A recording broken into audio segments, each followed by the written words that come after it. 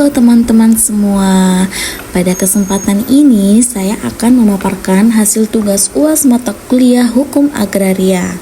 Nah, saya mengambil studi kasus pelaksanaan PTSL di Desa Sadar Tengah, Kecamatan Mojoanyar, Kabupaten Mojokerto, dengan tujuan untuk melihat bagaimana proses pelaksanaan, pembiayaan, distribusi sertifikat, hingga evaluasi lapangan secara langsung.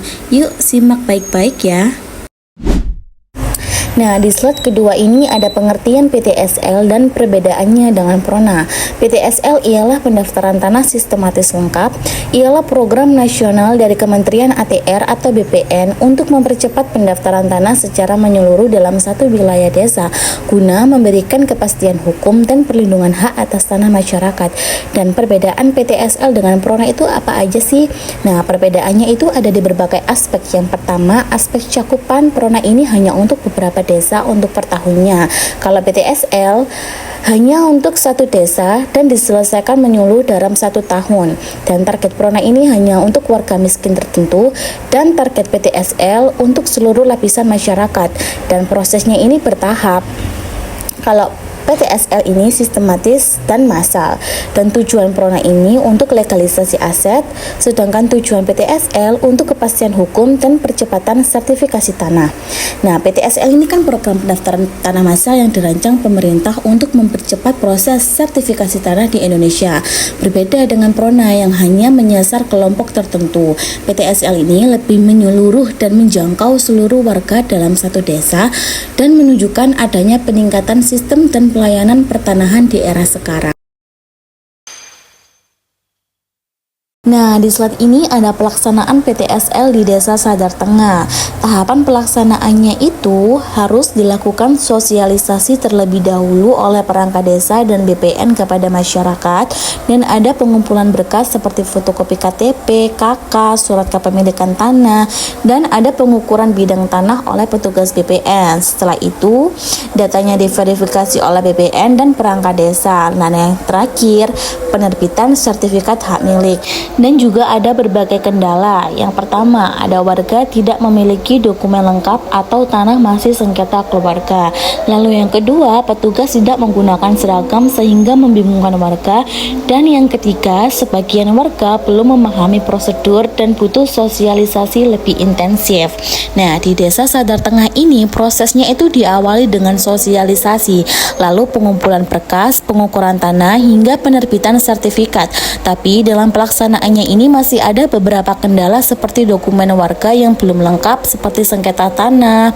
Bahkan ada petugas dari PPN yang tidak memakai seragam resmi sehingga sempat membuat warga ini kebingungan. Nah, ini menunjukkan pentingnya koordinasi dan komunikasi antara semua pihak.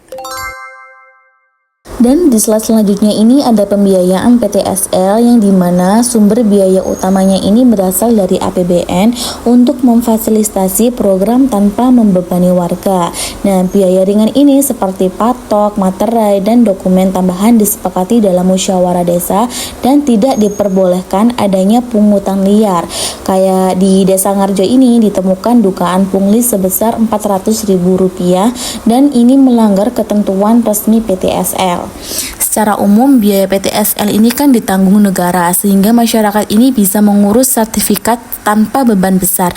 Namun untuk hal kecil seperti patok dan materai tadi yang disepakati bersama di desa, kita juga harus waspada karena ada laporan pungutan liar di desa lain. Dan contohnya itu di Desa Ngarjo. Seperti hal ini harus dicegah agar tujuan utama PTSL ini tidak tercoreng. Dan di slide selanjutnya ini ada distribusi sertifikat. Sertifikat hanya dibagikan langsung kepada warga di balai desa melalui tahapan resmi. Dan penyerahan sertifikat ini secara simbolis juga dilakukan di desa sekitar oleh Bupati Mojokerto. Setelah semua proses selesai, warga menerima sertifikat mereka di balai desa. Di tempat lain seperti Desa Ngarjo, bahkan Bupati ikut menyerahkan sertifikat secara simbolis. Ini menunjukkan bahwa pemerintah serius dan mendekatkan pelayanan ke masyarakat.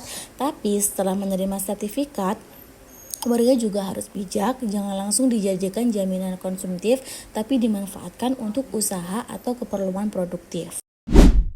Dan di sini ada evaluasi pelaksanaan PTSL di Desa Sadar Tengah, yang masyarakatnya ini terbantu mendapatkan kepastian hukum atas tanah dan prosesnya itu relatif cepat dan transparan, yang meningkatkan kesadaran administrasi kepemilikan tanah. Dan di sisi lain juga ada kendalanya, yang kayak sosialisasi ini belum merata karena ada warga yang bingung dan petugas pengukurannya itu tidak memakai atribut resmi, dan warganya itu juga terlambat untuk melengkapi berkas karena kurang informasi. Nah, dari pelaksanaan di Desa Sadar Tengah, kita bisa melihat bahwa program ini itu berjalan cukup baik dan mendapat sambutan positif dari warga. Tapi tetap perlu perbaikan terutama dalam hal sosialisasi pemakaian atribut petugas dan kejelasan jadwal pengukuran. Jadi pelaksanaannya itu teknis, di lapangan harus disempurnakan lagi. Dan di slide ini ada data pengajuan di Desa Sadar Tengah. Berdasarkan hasil konfirmasi kepada Kepala Desa Sadar Tengah, Bapak Solikan, diperoleh data sebagai berikut. Jumlah warga yang mengajukan PTSL ini ada 416 orang. Sertifikat yang sudah selesai diterbitkan ada 357 sertifikat. Lalu sertifikat yang masih proses atau belum selesai ada 59 bidang. Berdasarkan keterangan dari Kepala Desa, kami harus berkoordinasi dengan PBN agar selalu sertifikat yang masih dalam proses dapat segera diterbitkan. Nah, dari penjelasan beliau diketahui bahwa antusias warga sangat tinggi. Ada yang sudah menerima sertifikat dan ada juga yang masih menunggu proses ini selesai. Dan ini membuktikan bahwa program ini itu benar-benar menyentuh masyarakat secara nyata. Jadi kesimpulannya, PTSL adalah program penting pemerintah untuk memberikan kepastian hukum atas tanah secara menyeluruh di desa-desa. Di Desa Sadar Tengah, pelaksanaan PTSL berjalan cukup baik meski masih ada kendala seperti kurangnya pemahaman warga dan petugas yang tidak memakai identitas resmi. Dari hasil konfirmasi Kepala Desa Bapak Solikan, program ini sangat membantu masyarakat dalam mengurus legalitas tanah. Secara keseluruhan, PTSL bermanfaat bagi masyarakat desa dan perlu terus didukung dengan sosialisasi yang merata dan pengawasan yang kuat.